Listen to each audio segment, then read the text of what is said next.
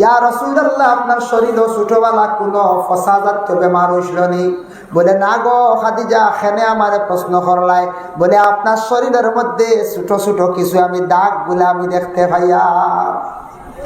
ওই সময় আল্লাহর রাসূলে ফরমাইন, না গো ফাতিমা খাদিজা, আমার পিঠির মধ্যে যেটা দাগ তুমি দেখতে পাইত্রাই, এটা কোনো ফসাজাতীয় ফসা দাগ নাই, কোনো ফুট খাজদির দাগ নাই।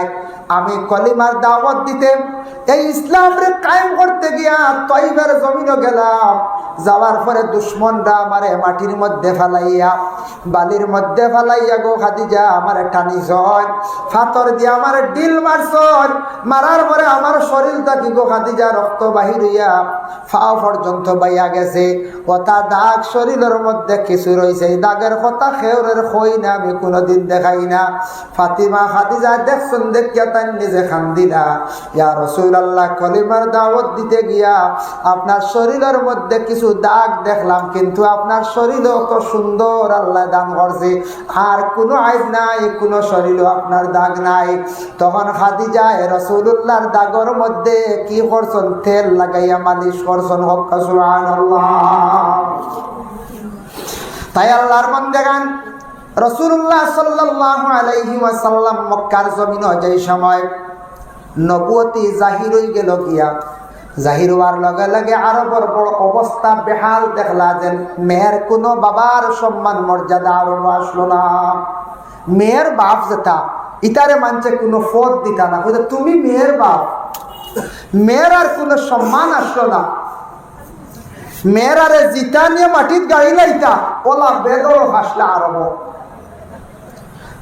দাহিয়া কলবি সে জিতা ফুড়ি নিয়ে গাড়িতে গেলে দেখবা কোনোদিন কাবাগরের উত্তর পশ্চিম কোণার বাক্কা দূরই হইতেও দাঁড়ো না, বাক্কা দূরই এক জায়গা দেওয়াল দিয়েলা রাখা, গাড়ির স্ট্যান্ডও আছে, দাঁড়ো দেওয়াল দিয়ে রাখা। ওটা গর্ত এখনো পর্যন্ত আছে, ওটা গর্ত জিন্দা জিন্দা নিয়ে ফুড়ি নিয়ে মেয়েরা নিয়ে গাড়িছে। দাহিয়া কলবি ওলা আরবর প্রথা আসলো, আরব ওলা আসলো, ফুড়িন ফাইয়াল্লিও নিয়ে গাড়ি লইতা, হইতা ফুড়িন তোর বাপর কোনো সম্মান নাই, আর ফুড়িন তোর আরবর সম্মান মর্যাদা আসলো না। ফুড়িন তোর আরব দেশের মধ্যে এমন কোনো মান সম্মান আসলো না, ফুড়িন তোর বালা অধিকার আসলো না। ইটা অধিকার পাইলে হাত থাকি আমরা নবীর থাকি। হক সুবহানাল্লাহ। ফুড়ির বাপর সম্মান মর্যাদা আমার নবী বাড়াইয়া দিলাম। কি ঘোষণা দিলাম? আল্লাহর রাসূল ফরমায়, যে বান্দায় একজন কন্যা সন্তান পাইলিব, পাওয়ার লগে লগে আমি রাসূলুল্লাহ ফরমাইয়া একটা জান্নাতের মালিক হইল। সাহাবায়ে কেরামরা প্রশ্ন করেন, ইয়া রাসূলুল্লাহ, দুইটা মেয়ে পাইল, তিনটা মেয়ে পাইল, তিনটা জান্নাতের মালিক নি বলিয়া? তিনটা না ৬০টা মেয়ে যদি কেউ পায়, ৬০টা জান্নাতের মালিক হইলে লাগিয়া সেই মেয়ের বাবা। বলে মা নাই, বলে মাও লগে। এই মেয়ের বাবা জান্নাতের মালিক হইবা। ৬০টা সন্তানের যদি মেয়ের বাবা হন, ৬০টা জান্নাত মানে ৬০টা জান্নাতের উদ্যান, ৬০টা স্থান। যেমনি এইভাবে প্রকাশ হইল, চতুর্দিকে এলান হয়ে গেল গিয়া, মেয়ের বাবার সম্মান বাড়ি গেল গিয়া। আগে মেয়ের বাবারে বড় ঘৃণা করতা, কোনো কমিটিতে রাখতা না, কোনো বড় পদ দিতা না, মানুষে ডাকিতা না, বিচারক হলে বিচারক হিসাবে কোনো সময় নিতা না। যেমনে নবীজি হইলা, মেয়ের বাবা কিয়ামতের দিন জান্নাতের মালিক হইবা। প্রথম অবস্থায় মেয়ের সম্মান বাড়ি গেল, আর ২ নম্বরে মেয়ের বাবার সম্মান আল্লাহর রাসূলে বাড়াইয়া দিলাইলাম। ২ নম্বরে মেয়েরা উলঙ্গ অবস্থায় আরব দেশ চলাফেরা করতা, রাস্তার দিকে হাঁটিতা, তখন পুরুষরা মেয়েরারে দৌড়পাকড় করতা, দৌড়পাকড় করিয়া মেয়েরার লাগি অবৈধ কাজ করতা। মেয়েরা কোনো সময় খান্দিয়াকে বিচার দিত, সঠিক বিচার আরব দেশের মধ্যে তখন তারা পাইত না। রাসূলুল্লাহ তখন আল্লাহর কাছে ফরিয়াদ করলা, কুরআনের আয়াত জারি হয়ে গেল গিয়া, যদি কোনো পুরুষে কোনো মহিলার লাগি যদি অবৈধ যদি কাজ করে, তার লাগি বলে কি হইব? জরিমানা ১০০টা ডান্ডা। উভয় মিলিয়া যদি গুনার কাজ করেন, কুরআনের দলিল হুকুম জারি হয়ে গেছে গিয়া, জানিয়াতু ওয়াজ্জানি ফাজলিদু কুল্লা ওয়াহিদিম মিনহুমা মিআতা জাল্লা। কোন পুরুষ এবং নারী এরা যদি অবিবাহিত পুরুষ নারী মিলিয়া যদি তারা গুনার কাজ করিলে, অবৈধ কাজ করিলে হয়, তাদের লাগি শরীয়তের বিধান হইল গিয়া 100 তাদের ডান্ডা দেব হইত। 2 নম্বরে দলিল হইল গিয়া তারারে দেশ তাড়াই 1 বছর লাগি দিলাই দা। এর অর্থ হইল 1 বছর এরা মুখ দেখতা না, এরা অন্য মানুষের মুখ দেখতা না। ও আয়াতর ব্যাখ্যা টানছন এবং বাকারা এবং সাইয়্যিবা এরা অবিবাহিত, যারা বাকারা যারা সাইয়্যিবা হইলা বিবাহিত। বিবাহিত যদি কোনো পুরুষ এবং মহিলা অবৈধ যদি কাজ করিয়া তখন যদি শরীয়ত মোতাবিক দল পাকড় করা যায়, এরারে ধরা যায়, কিবা তো এরা যদি শিকারাই যায়, তাহলে এরারে সমর পর্যন্ত গাড়িয়া এরারে ফাত্তর মারিয়া এরারে মারি দেওয়া। যেমনে এইভাবে শরীয়তর কানুন জারি হইল, আরব দেশের মধ্যে আর কোন ছেলে মেয়েরার লাগে অবৈধ করে না, প্রকাশ্যভাবে করা যায় না, লগে লগে এগুলো আস্তে আস্তে বন্ধ হওয়া শুরু হয়ে গেছে গিয়া। সুবহানাল্লাহ, কত সুন্দর সমাধান আইছেন না আইছি। কিন্তু কোরআনের বিচার যদি গোটা বিশ্বের মধ্যে যদি চলতো, যেগুলা ইসলামিক রাষ্ট্র আছে যদি চলতো, তাহলে আজকে দেশের মধ্যে এইভাবে হত্যা করা, মহিলাদের নির্যাতিত করা, এইভাবে দর্শন যেটা করা, নাবালক মহিলাদের সঙ্গে দর্শন করা, সব কিছু বন্ধ হয়ে গেল। অনেক গিয়া চুরি করলে তার হাত কাটা।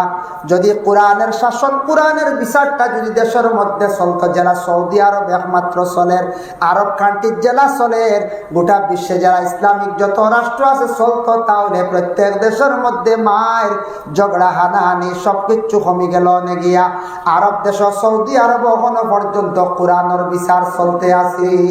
চলেন না?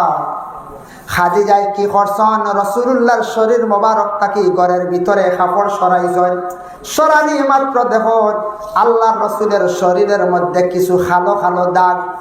দাগগুলা দেখিয়া কইলা, ইয়া রাসূলুল্লাহ, আপনার তো ছোটবেলা বাবা পাইলা না, জন্মের পরে মাও কম বয়স মারা গেলাম, আপনি আপনার দাদার দায়িত্বে আসলাম, চাচার দায়িত্বে কিছুদিন আসলাম, বেশি আদর যত্ন পাইছেন না জীবনে, বাবাও দেখলা না, মাও পাইলা না। ইয়া রাসূলুল্লাহ, আপনার শরীরও ছোটবেলা কোনো ফসাজাত বেমার হইছিল নি? বলে না গো খাদিজা, খেনে আমারে প্রশ্ন করলাই।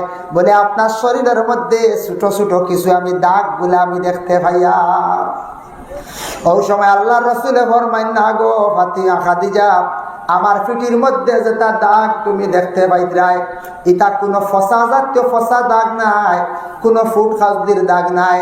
আমি কলিমার দাওয়াত দিতে, এই ইসলামরে কায়েম করতে গিয়া তয়বার জমিনে গেলাম। যাওয়ার পরে দুশ্মনরা আমারে মাটির মধ্যে ফেলাইয়া, বালির মধ্যে ফেলাইয়া গো খাদিজা আমারে টানি যায়, ফাতর দিয়ে আমার ডিল মারছয়, মারার পরে আমার শরীরটা কি গো খাদিজা রক্ত বাহির হইয়া ফাও পর্যন্ত বাইয়া গেছে। ওটা দাগ শরীরের মধ্যে কিছু রয়েছে, এই দাগের কথা খেউরের কই না, আমি কোনোদিন দেখাই না।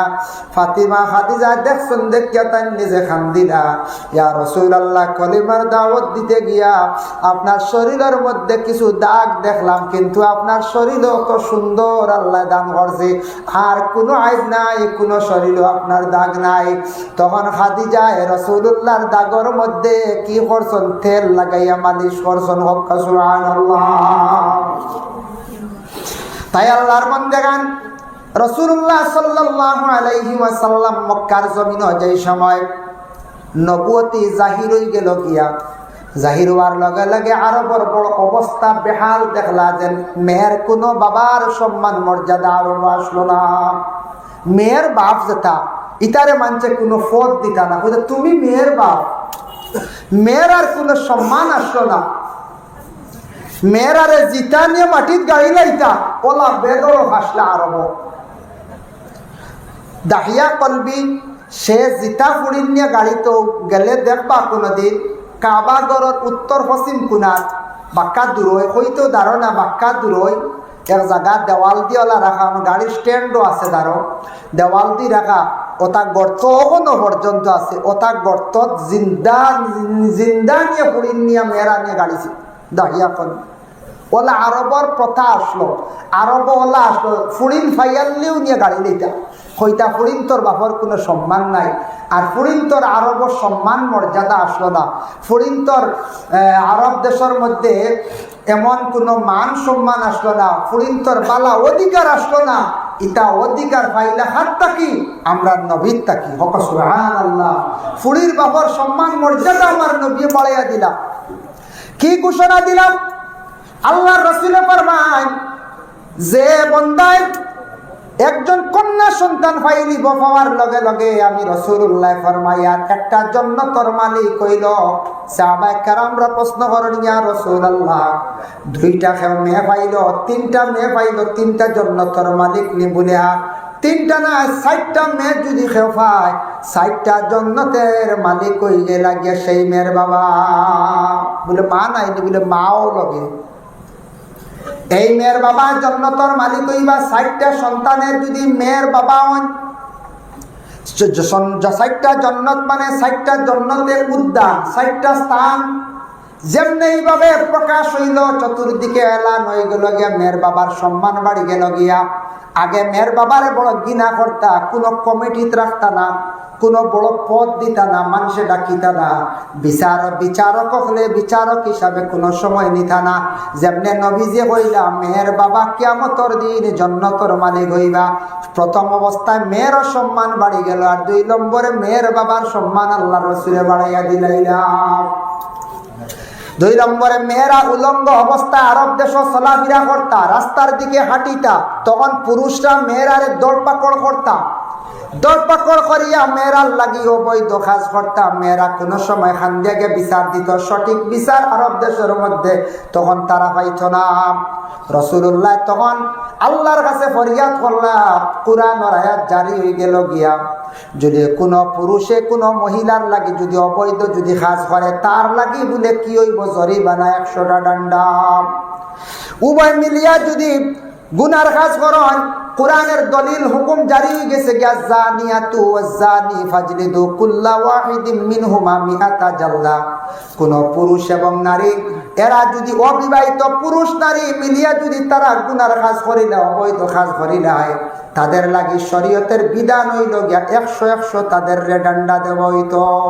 ২ নম্বরে দলিল হইল গিয়া তারারে দেশ তাড়াই ১ বছর লাগি দিলাই দা। এর অর্থ হইল ১ বছর এরার মুখ দেখতা না, এরা অন্য মানুষের মুখ দেখতা না। ও আয়াতর ব্যাখ্যা টানছন এবং বাকারা এবং সাইয়্যিবা, এরা অবিবাহিত যারা বাকারা, যারা সাইয়্যিবা হইলা বিবাহিত। বিবাহিত যদি কোনো পুরুষ এবং মহিলা অবৈধ যদি কাজ করিয়া থাকেন, যদি শরীয়ত মোতাবিক দৌড়পাকড় করা যায়, এরারে ধরা যায়, কিবা তো এরা যদি শিকারাই যায়, তাহলে এরারে খমর পর্যন্ত গাড়িয়া এরারে ফাত্তর মারিয়া এরারে মারিলেওয়া। যেমনে এইভাবে শরীয়তের কানুন জারি হইল আরব দেশের মধ্যে, আর কোনো ছেলে মেয়েরার লাগে অবৈধ করে না, প্রকাশ্যভাবে করা যায় না, লগে লগে এগুলো আস্তে আস্তে বন্ধ হওয়া শুরু হয়ে গেছে গিয়া। সুবহানাল্লাহ, কত সুন্দর সমাধান আইছেন না? আইছে। কিন্তু কোরআনের বিচার যদি গোটা বিশ্বের মধ্যে যদি চলতো, যেগুলা ইসলামিক রাষ্ট্র আছে যদি চলতো, তাহলে আজকে দেশের মধ্যে এইভাবে হত্যা করা, মহিলাদের নির্যাতিত করা, এইভাবে দর্শন যেটা করা, নাবালক মহিলাদের সঙ্গে দর্শন করা, সব কিছু বন্ধ হয়ে গেল। অনেক গিয়া চুরি করলে তার হাত কাটা। যদি কোরআনের শাসন, কোরআনের বিচারটা যদি দেশের মধ্যে চলতো, যারা সৌদি আরব একমাত্র চলের, আরব কান্ট্রির জেলা চলের, গোটা বিশ্বে যারা ইসলামিক যত রাষ্ট্র আছে চলতো, তাহলে প্রত্যেক দেশের মধ্যে মায়ের ঝগড়া হানাহানি সব কিছু কমে গেল। অনেক গিয়া আরব দেশ, সৌদি আরব এখনো পর্যন্ত কোরআনের বিচার চলতে আছে, চলেন না?